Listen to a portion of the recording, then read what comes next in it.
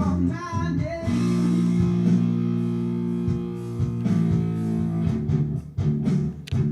Who are you to me?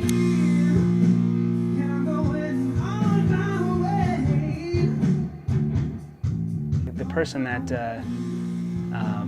really got me inspired to actually start playing music, this guy named was Dylan Stiles, and this guy could play the guitar, and I thought it was the coolest thing, because like I always heard it, you know, I was young enough to never have seen a concert, so this guy coming in here playing some of my favorite songs on an acoustic guitar was the craziest thing to me.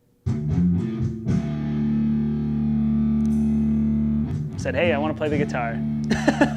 And that Christmas, my parents bought me it was a first act style guitar. You know, it was like basic Yamaha, you know, looks like a Fender, basic practice amp. And that first day, I picked that thing up and I don't even know, it wasn't tuned or anything, and I just started making noises that I thought sounded good.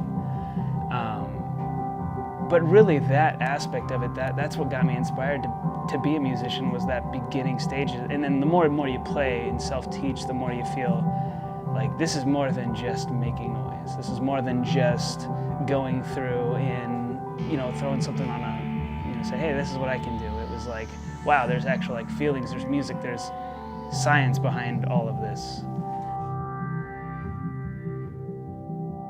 I realized that the music I was writing, I couldn't just show somebody and say, hey, this is how you play this. And to me, that was like, if I was ever gonna get to be with a band or a group of people, they need to know what I'm doing. And then a year after that is when I first started recording and getting into that. There's always seems like there's a next thing like that would improve it. And you know, you go to a point where, you know, when I was 13, I'm like, it's just hit record and go. And you know, to now where I'm you know, let's use a U87, a Neumann U87 microphone.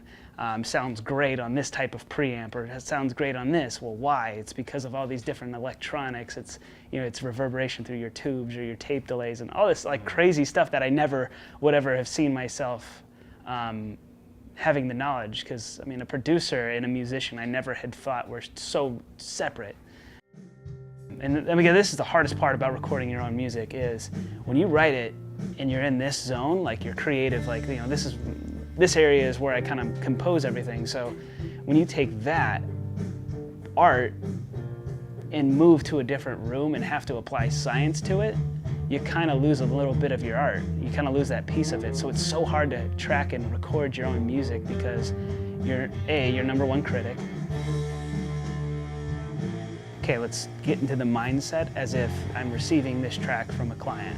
And like I'm receiving a track from a client, I want to mix their voice. You have to remove yourself out of that picture a lot.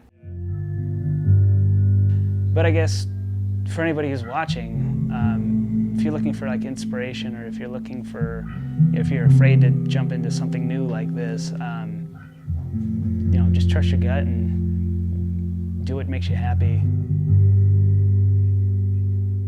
Have I enjoyed my time? Absolutely.